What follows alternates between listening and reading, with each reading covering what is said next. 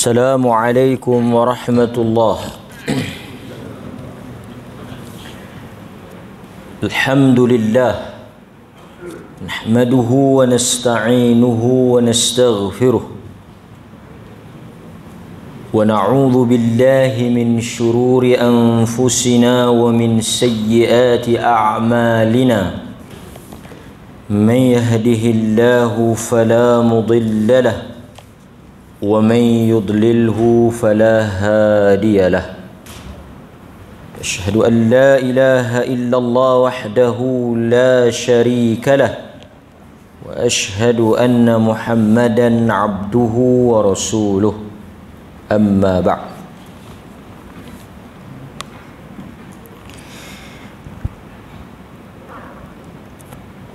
Hadirin mukminin, tuan-tuan muslimin muslimat dirahmati oleh Allah Subhanahu wa taala, kita bersyukur kepada Allah dengan limpah kurnia dan perkenannya, izin dan pertolongannya, kita dapat menyambung balik kuliah dan kelas kita pada malam ini. An Abi Hurairah radhiyallahu anhu أن رسول الله صلى الله عليه وسلم قال: بينما رجل يمشي بالطريق اشتد عليه العطش فوجد بئرا فنزل فيها فشرب ثم خرج فإذا كلب يلحث يأكل ثرى من العطش فقال الرجل: لقد بلغ هذا الكلب من العطش مثل الذي كان قد بلغ مني. فنزل البئر فملأ خفه ماء ثم أمسكه بفيه حتى رقي فسقى الكلب فشكر الله له فغفر له. قالوا: يا رسول الله إن لنا في البهائم أجرا؟ فقال: في كل كبد رطبة أجر. متفق عليه. وفي رواية لهما: بينما كلب يطيف برقية قد كاد يقتله العطش إذ رأته بغي من بغايا بني إسرائيل فنزعت موقها فاستقت له به فسقته فغفر لها به. Hadis rawahul Bukhari wa Muslim. Tuan-tuan, ini hadis yang akan kita hurai pada malam ini insya-Allah. Hadis ini diriwayatkan daripada Abu Hurairah radhiyallahu an. Kata dia, ada seorang lelaki yamshi bit tariq, yang sedang berjalan di suatu jalan. Ishtadda alaihi al-'atash, kemudian dia merasa sangat dahaga. Ishtadda alaihi al-'atash. Lelaki ni dia berjalan satu jalan dalam satu permusafiran, tiba-tiba dia rasa dahaga. Dia rasa lapar ayak yang sangat. Ishtad. Fawajada bi'ran, dan dia mendapati suatu telaga. Bi'run, satu telaga dia jumpa. Fanadhala, dia turun ke dalam telaga tu. Fiha fashariba, dia pun minum. Sambungan hadis itu. Kemudian tuan-tuan, thumma kharaja, bila dia keluar, lepas dia minum tu dia keluar. Fa idza kalbun yalhath, dia dapati di tepi telaga itu ada seekor anjing. Yalhath, yang sedang menjelirkan lidahnya. Ya'kulu thara minal atash, yang mana dia duduk jilat tanah tu kerana dahaga. Faqala ar-rajul, lelaki yang dah minum ayak tadi ni, dah lega, dah lepas dia punya hilang dahaga dia. Bila dia tengok anjing tu, dia kata, laqad balagha hadzal kalba minal atash mithlu alladhi kana qad balagha minni. Dia kata anjing ni dahaga seperti mana balagha. Dia ni dahaga macam mana aku dahaga tadi. Sebelum dia minum tu dia rasa dahaga, dia dah minum, dah hilang dahaga. Bila dia naik, dia nampak satu ekor anjing yang sedang menjelirkan lidah dia, duduk jilat tanah ni. Dia kata barangkali anjing ni dahaga macam mana yang aku dahaga tadi. Oleh kerana dia pernah melalui kesusahan seperti mana yang dirasai oleh anjing tadi, maka dia rasa kesian. Orang ni bila dia pernah melalui sesuatu perkara dan dia lihat ada orang lain ataupun ada pihak lain yang juga menempuh apa yang pernah dia lalu, perasaan dia akan lebih memahami situasi dan keadaan itulah. Jadi tak sama orang yang bila dia tengok dengan orang yang pernah melalui benda tu. Jadi dia rasa dia dahaga. Dia pernah rasa dahaga. Kemudian dia dah minum air. Bila dia tengok anjing tu, dia seakan-akan boleh feel, rasa macam mana anjing tu rasa. Kan? Jadi dia tak sampai hati nak tinggal lah. Kan? Kemudian apa yang dia buat? Fanazalal bi'ra famala'a khuffahu ma'an. Dia pun turun balik dalam telaga tadi ni, mala'a khuffahu ma'an. Dia memenuhi khuf, khuf, kasut kulit dia tu dengan air. Artinya dia pergi cedok ayak telaga tu dengan khuf. Tuan-tuan sebut bagi betul. Setengah orang dia duk tanya saya pun duk pombang dengan apa dia ni nak tanya. Dia nak tanya salat khauf. Salat apa? Salat khauf. Khauf salat apa? Salat ketika perang. Ketika kita takut, kan? Salatul khauf. Tapi kalau kita pergi tanya salat khuf, tak faham. Ustaz tu duk nganga salat khuf. Tu satu. Satu lagi soalan dia tanya macam mana? Dua-dua pernah tanya. Dia kata kita nak sapu khauf macam mana? Sapu khauf. Tak ada sapu khauf ni. Ni yang kita boleh sapu, ambil wuduk, sapu kot luak tu. Yang tu sapu khuf. Khuf, kasut kulit tu. Khauf, takut. Kan? Alladhi at'amahum min ju' sambung.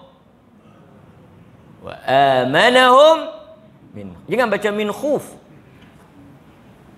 Kan? Sebut tu bagi kena, baru orang boleh faham kan? Baik, sambung. Dia pun ambil lah khuf dia, PEC, amsakahu bihi. Bila dia cedok dengan kasut dia, dia nak khabat macam mana dengan dia duk pegang kasut tu. Dia buat lagu mana? Amsakahu bifi. Dia gigit kasut tu dengan mulut dia, kan? Lepas tu dia bolehlah pegang. Kalau dia pegang kasut satu, macam mana dia nak panjat? So dia pegang, gigit kasut dia tu, dia pi naik.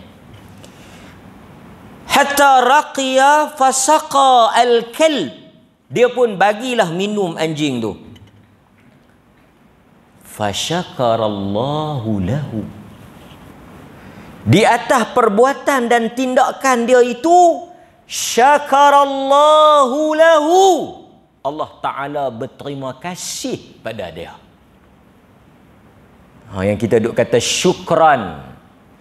Syukran tu makna apa? Terima kasih, syukur. Dalam hadis ni dia kata fasyakarallahu lahu. Maka Allah Ta'ala telah berterima kasih kepadanya. Faghafara lahu. Sebagai reward di atas perbuatan dia itu, Allah Azza wa Jal mengampunkan dosanya. Semua dosa dia ampun. Dalam sebahagian riwayat yang lain, wa fi riwayatin lil Bukhari, dalam riwayat Bukhari dia kata apa? Fa adkhalahul jannah. Fa adkhalahul jannah. Dalam riwayat yang ni Bukhari Muslim juga, tapi dalam lafaz Bukhari dia ada tambahan sikit. Dalam lafaz Bukhari dia ada tambahan apa? Fa adkhalahul jannah. Bukan takat diampunkan dosa, dimasukkan dalam syurga. Di atas apa? Perbuatan dia bagi minum anjing tadi. Wa fi riwayatin lahuma. Ada satu lagi hadis, juga riwayat Bukhari Muslim. Artinya apa? Ada dua kes. Kes yang kedua ni kes yang apa? Kes yang kata bainama kalbun yutifu bi raqiyatin qad kada yaqtuluhu al-'atash. Satu ekor anjing yang sedang berjalan di satu jalan yang dalam keadaan dia dahaga, seakan-akan yaqtuluhu, dia nak mati kerana lapar ayam. Dia nak mati kerana lapar ayam. Idh ra'athu baghiyun minal baghaya Bani Israel. Satu orang bari. Bari ni apa? Mumi. Dalam sebahagian riwayat dia kata mumi satun, perempuan pelacur. Bari ni pelacur. Bariyun min baghaya Bani Israel. Satu pelacur daripada pelacur-pelacur Bani Israel. Dalam sebahagian riwayat dia guna mumisah. Mumisatun ni kalau tengok dalam lisanul Arab, maksud dia satu orang perempuan yang kerja dia berzina dan dia goda orang untuk berzina. Jadi kalau kita translate pelacur tu betul ya. Pelacur ni artinya dia buat kerja tu dan dia goda orang untuk berzina sama. Jadi perempuan tu dia panggil mumisah. Perempuan yang jahat lah. Kan? Baik. Fanaza'at muqaha fastaqat lahu. Dia pun buat benda yang sama. Dia pergi cedok air dan dia bagi minum pada anjing tersebut. Faghufira laha bih. Maka Allah Ta'ala mengampunkan dosanya dan memasukkan dia ke dalam syurga. Jadi ada dua cerita. Satu rajulun, satu lagi bariyun. Satu lelaki, satu lagi wanita. Jadi saya nak syarah kat tuan-tuan hadis ni lah macam ni. Hadis masuk syurga kerana bagi minum anjing. Baik. Kita tengok. Yang pertama yang disebut oleh para ulama,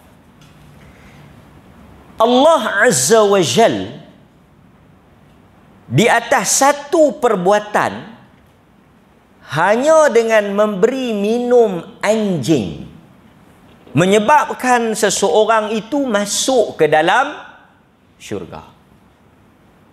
Baik. Ada berapa benda kita boleh belajar?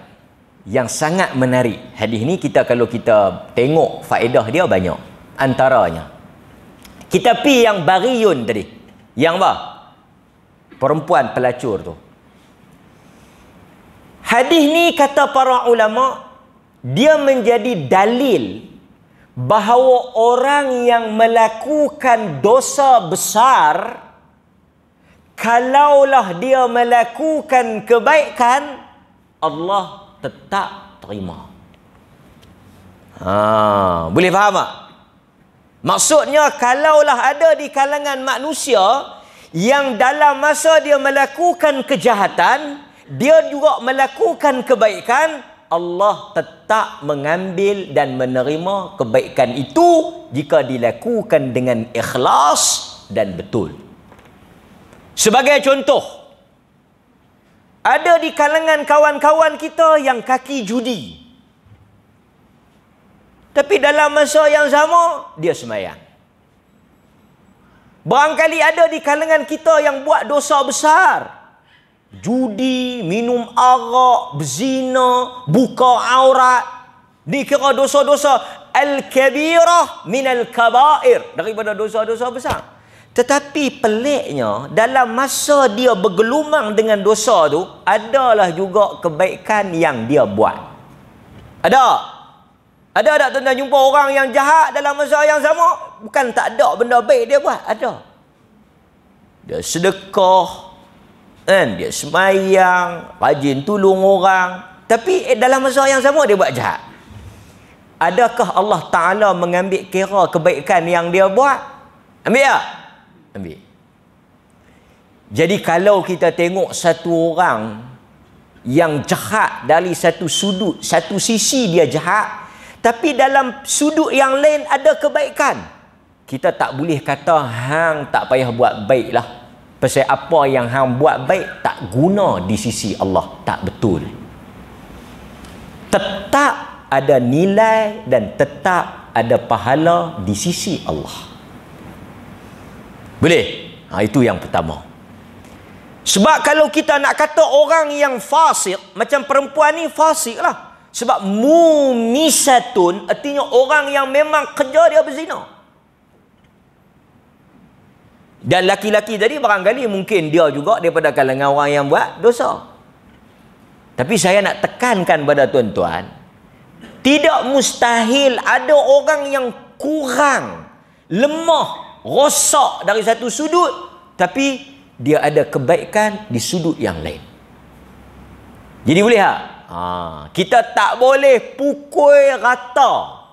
Dia ni buat apa pun Tuhan tak pakai lah. Hang buat lagu mana pun Tuhan tak pandang lah. Tak betul. Kalau oleh kerana ada satu kesalahan, satu dosa yang dia buat Tuhan tolak, macam mana kita nak faham perempuan yang buat dosa, bergelumang dengan dosa, tapi dia buat baik, Tuhan kira yang baik tu? Itu yang pertama. Yang kedua, di kalangan ulama juga menyebut bahawa hadis ni menjadi dalil apa? Bahawa orang yang melakukan dosa besar di sisi Allah, bila dia mati, kesudahan dia diserahkan kepada Allah Ta'ala. Itu apa yang disebut oleh para ulama. Kalau kita boleh tengok, di kalangan Ahlus Sunnati wal Jamaah ada disebut tentang perkara ini. Saya cuba baca kepada tuan-tuan apa yang telah ditegaskan oleh ulama-ulama Ahli Sunnati wal Jamaah. Apa dia? Antaranya kata mereka, seseorang yang melakukan dosa besar, kita tidak boleh menentukan kesudahannya di akhirat esok. Dia berada di bawah tahtal masyiah. Apa dia makna tahtal masyiah? Di bawah kehendak Allah. Maksudnya Allah Ta'ala boleh azab dia di atas dosa yang dia buat, dan Allah Ta'ala boleh ampun dia di atas kebaikan yang dia buat. Jadi kalau satu orang, katalah kawan kita yang haprak ni, yang memang rebus tak empuk ni, memang tak boleh pakai ni, mati, tapi dia Muslim, kita selalu kata apa? Kita tak boleh confirm kata dia mesti masuk neraka. Kerana Allah Azza wa Jal, dia hanya tidak ampun satu dosa saja kalau satu orang tu mati dalam keadaan dia tak taubat. Apa dia? Syirik. Jadi yang perempuan ni buat apa? Perempuan ni buat apa? Melacur. Tak, saya bukan nak kata melacur tu boleh. Tak. Saya nak habang kata melacur tu salah. Dosa besar. Tetapi tidak mengeluarkan seseorang tu daripada daerah Islam. Jadi orang yang buat dosa besar tidak dikafirkan oleh ahli sunnah. Sebab tu kadang-kadang orang yang duk tuduh sebahagian pihak tu, dia kena bertanggungjawab tu. Pok ni duk kira nak buh orang dalam neraka. Kan? Baca Yasin malam Jumaat masuk neraka. Kadang-kadang dia tak faham, tapi apa? Dia nak cakap. Kita tak kata orang baca Yasin masuk neraka. Siapa kata orang baca Yasin masuk neraka? Kita kata siapa buat bid'ah masuk neraka. Bukan kita kata, Nabi kata. Nabi kata kullu muhdatsatin bid'ah wa kullu bid'ah dalalah wa kullu dalalah finnar. Nabi kata. Adakah setiap orang yang baca Yasin atau setiap orang yang buat bid'ah tu masuk neraka? Tak. Macam ni, adakah tuan-tuan, saya nak tanya, orang yang tak pakai tudung masuk neraka ke tak? Tak, saya nak tanya ni, tuan-tuan jawab lah, takut pula. Orang yang berjudi masuk neraka ke syurga? Neraka. Orang yang main judi masuk. Tapi adakah semua orang yang berjudi akan confirm masuk neraka? Benda asah ya. Ni kalau saya tanya dekat tuan-tuan, orang yang berzina, kerja melacur macam perempuan ni, bariyun minal baraya. Saya nak tanya tuan-tuan, pelacur masuk syurga ke neraka? Masuk neraka. Satu orang mai tanya kita, Ustaz, saya ni kawak, ni rumah-rumah kok ni saya yang curi. Kalau saya mati, saya masuk apa? Tak tahu. Tapi kalau mencuri ni dosa besar, masuk neraka. Saya, aku tak tahu. Barangkali hang bertobat. Barangkali Tuhan ampun hang. Barangkali ada hang curi-curi apakah? Hang buat baik, Tuhan atas baik itu masukkan hang dalam syurga. Sebab itu ahli sunnah tidak mengkafirkan orang yang melakukan dosa besar. Yang mengkafirkan orang buat dosa besar ni siapa? Khawarij. Bukan ahli sunnah. Khawarij. Pasal itu tuan-tuan jaga-jaga. Kan? Satu orang buat bid'ah dalam keadaan dia tak tahu. Dia kata benda tu sunnah. Dia ingat benda tu sunnah, dia buat. Dia berdosa? Tak. Allah Ta'ala tak hukum satu orang manusia yang tak tahu, yang dipaksa dan silap. Rufi'atil qalam. Nabi kata diangkat pena. Tak artinya tak ditulis dosa di atas 3 golongan. Minas sabi, daripada budak hatta yablugh, sampai dia balik. Minan naim hatta yastayqadh, daripada orang yang tidur, orang yang tak tahu sampai dia jaga. Artinya orang yang tidur, kalau dia tak bangkit sembahyang, dia tak berdosa. Jangan dia saja tidur pula. Dah azan nak bantai tidur tak boleh lah kan. Lagi baik. Daripada orang yang gila sampai dia berakal. So orang macam ni ada apa? Ada uzur. Nampak? So sebab itu Allah Subhanahu wa taala sebut di dalam surah Ali Imran ayat 129. Walillahi ma fis samawati wa ma fil ard. Yaghfiru liman yasha'u wa yu'adzibu man yasha'. Wallahu ghafurur rahim. Allah kata yaghfiru liman yasha'. dia boleh ampun siapa yang dia nak. Wa yu'adzibu liman yasha wa yu'adzibu man yasha, dan dia boleh azab siapa yang dia nak. Tapi satu benda sahaja yang dia tak bertolak ansur dan dia tidak boleh memberikan keampunan melainkan orang tersebut memohon keampunan sebelum dia mati, iaitu menyengutukan Allah dengan sesuatu. Itu apa yang disebut oleh para ulama. Kata Al-Imam Ahmad bin Hanbal, dia kata apa? Dia kata, sesiapa yang bertemu dengan Allah dalam keadaan dia melakukan dosa. Ini Imam Ahmad bin Hanbal. Tentu ingat kata-kata dia ni sampai bila-bila. Imam Ahlus Sunnah.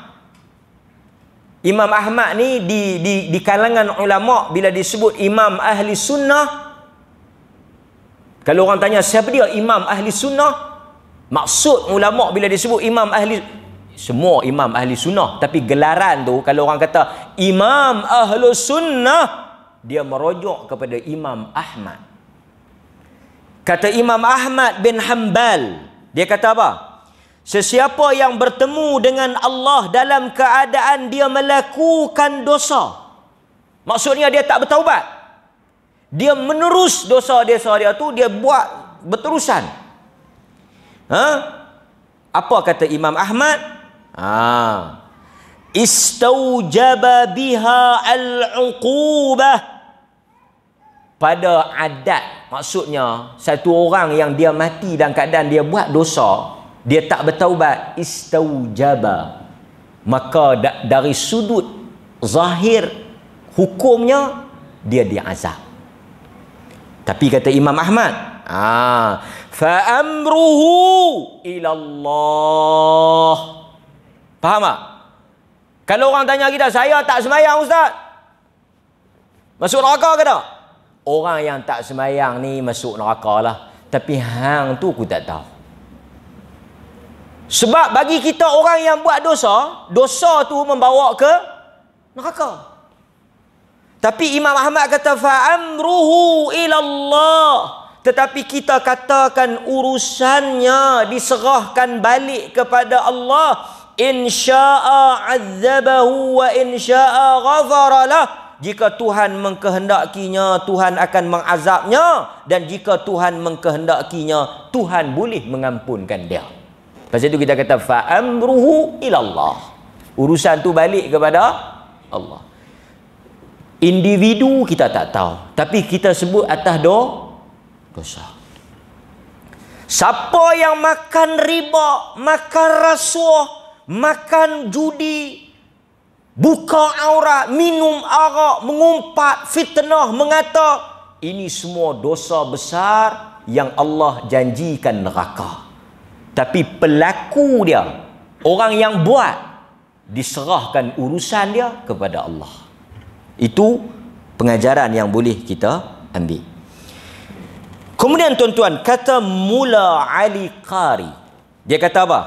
Dia kata qala Ibnul Malak, berkatalah Ibnul Malak, wa fil hadithi dalilun ala ghufranil kabirah min ghairi taubah. Tu dia, lagi sakan. Dia kata apa? Wa fil hadithi dalilun ala ghufran al-kabirati min ghairi taubah wa huwa madhhab ahlus sunnah.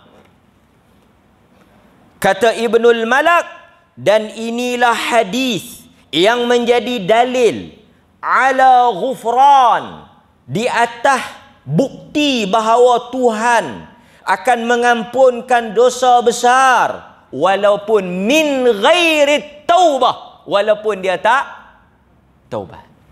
Tuan-tuan tengok, dia kata apa? Wa fil hadithi dalilun, dalilun, inilah hadis yang menjadi dalil ghufran al-kabirah min ghairi taubah, min ghairi taubah. Kalau bertaubat dia tak jadi isu. Bunuh orang sebelum mati bertaubat, berzina sebelum mati bertaubat, mencuri sebelum mati bertaubat. Tapi dia ada dia punya prosedur dia lah. Tak bolehlah tuan-tuan balas duit masjid, mayang 2 rakaat, ya Allah aku minta ampun, selesai. Esok Jumaat pula balas lagi 300, ya Allah aku bertaubat. Tak aci macam tu. Dia kena ada dia punya tata tertib dah. Tapi nak habaknya, siapa-siapa yang mati buat dosa besar, kalau dia tak bertaubat sekalipun, hadis ni menunjukkan diampunkan dosa dia. Dan inilah mazhab ahli sunnah. Dalilnya apa? Perempuan pelacur tadi. Sebab dalam hadis tu tak dinyatakan dia berapa? Bertaubat. Kok dalam hadis tu kata setelah dia bagi minum anjing tu, dia bertaubat dan menjadi ustazah. Mengajar Quran di kampung. Tak ada. Dia kata apa? Dia kata bariyun min baraya. Baik, itu pengajaran yang kedua. Pengajaran yang ketiga, yang ni dia kena keras sikit. Saya takut, bukan saya takut, ulama takut. Ulama takut apa? Bila kita baca hadis ni, kita tak terang betul-betul, sat lagi dia pi buat jahat, dia buat apa? Agak-agak tuan-tuan lah. Hadis ni boleh buat model apa? Ni tulis ni. Tulis pun ingat lah. Apa dia? Dia buat model apa? Barangkali saya ingat yang buat jahat, lepas tu dia pi jamu orang makan, dia ambil hadis ni. Dia balas duit 300-400 ribu, dia tibai duit projek ni, dia tibai duit projek ni, dia rasuah kot ni, dia rasuah kot ni, dia makan duit haram ni, dia makan duit haram ni, dia pi kedai Pak Mat jual buah tu, dia beli pisang, mai bagi masjid bok temok, lega aku. Betul tak? Boleh pakai tak hadis ni jadi kot tu? Tuan-tuan betul tak? Tak, kalau kita baca hadis ni, satu orang dia tahu ustaz. Saya ni, sebahagian ustaz ni kena jaga-jaga. Depa ni kadang-kadang duk jadi apa? Bukan semua, satgi marah pula depa. Bukan semua, tapi sebahagian orang agama ni, sebahagian ba'dun nas. Sebahagian orang agama ni bahaya tak pasal apa? Depa pi duk jadi rubber stamp pada geng kaya-kaya ni. Geng kaya-kaya duit ada banyak ni, depa cari nanti untuk lebai ni. Dia tahu ustaz saya ni duk boleh projek makan duit rasa. Jangan takut. Ada hadis lang kitab. Kitab pun bukan nipis tebal ni. Dia kata sini Datuk, satu perempuan belacur Datuk. Dia bagi minum anjing, dia masuk syurga. Datuk buat nuri lah, usrah Datuk, oh jamu lah, mereka ni Datuk makan, buat situ matu ke apa ke, masuk. Allah ampun Datuk yang takut. Betul ke ustaz? Betul, jadi kawan ni tu dia.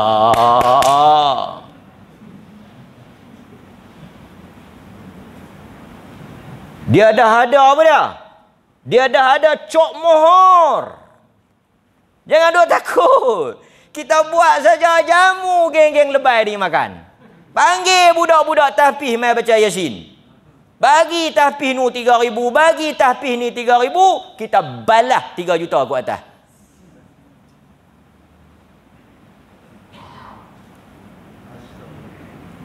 Pasal apa? Pasal ada orang agama yang tukang duk. Orang jahil ni dia bukan berani tau. Tuan-tuan percaya? Orang jahil ni dia bukan berani, melainkan apa? Melainkan ada tukang duk bagi dalil ni. Yang tukang bagi dalil ni bukan bagi dalil saja. Mesti makan suap. Sebahagianlah kalau siapa yang tak makan tak payah duk melompat lah, tapi siapa yang melompat kita faham lah. Pasal tu kadang-kadang ni ada buat maksiat sepanjang tahun, telefon ustaz tu, okey ustaz, bulan 12 satu package umrah. Ustaz ni pun pi bawa. Dia kata Datuk, bukanlah Datuk, tapi nak kata orang kaya lah. Takkan nak orang kaya lah. Datuk lagi marah pula. Ada Datuk orang dia mai jumpa saya, dia tak apa duk sebut Datuk banyak kali ya. Bukan semua Datuk jahat. Tak apalah yang Datuk baik tak masuk lah, yang kita cakap ni Datuk jahat. Dia kata orang kaya, payahlah kita panggil orang kaya lah. Sekali orang kaya marah pula. Setengah orang dia bawa orang kaya ni pergi Mekah. Dia pergi buat apa? Dia pergi basuh dosa mereka. Cuci. Pasal ni hadis ni. Hadis ni bagi minum anjing masuk Syurga ni bagi minum orang masjid. Pasal itu tuan-tuan tengok, pisang minggu ni ada, minggu depan tak ada. Minggu yang ada tu mungkin kena.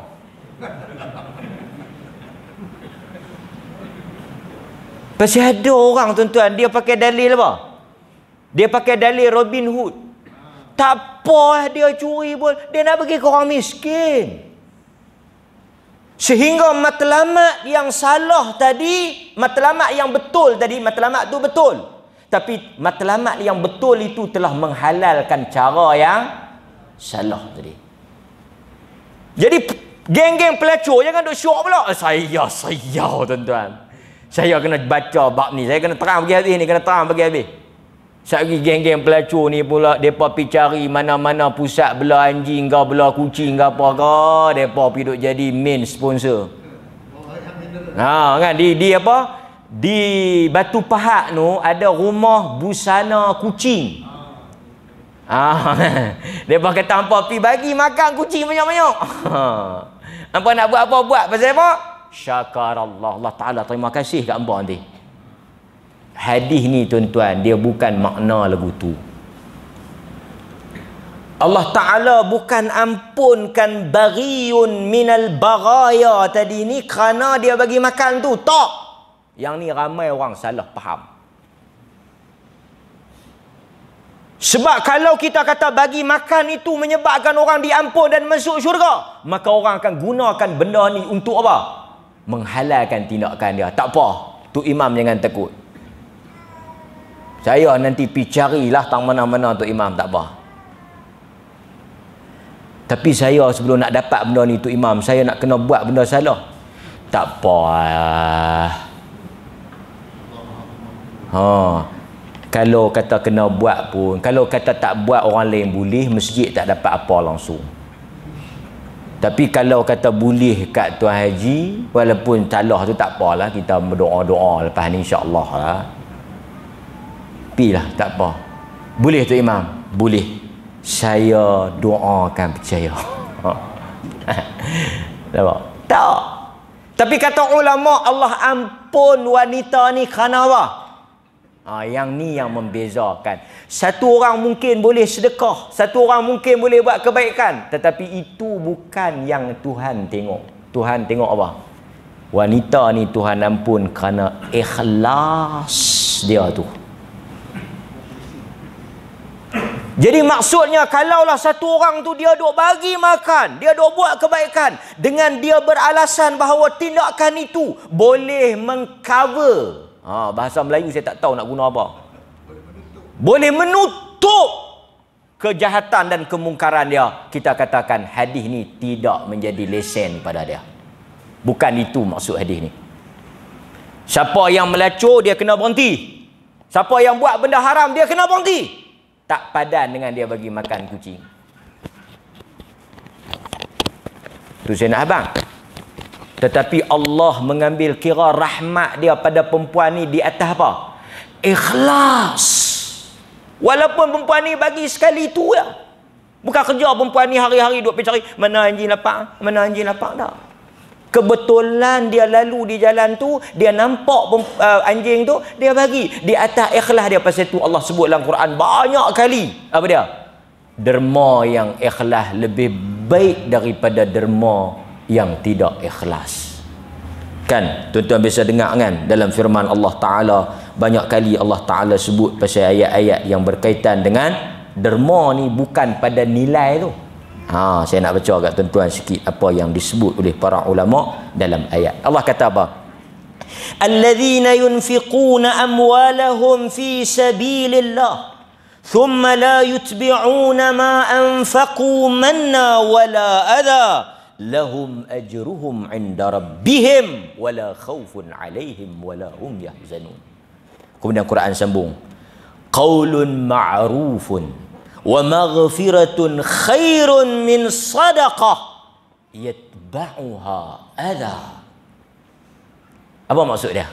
Allah kata orang-orang alladzina yunfiquna fi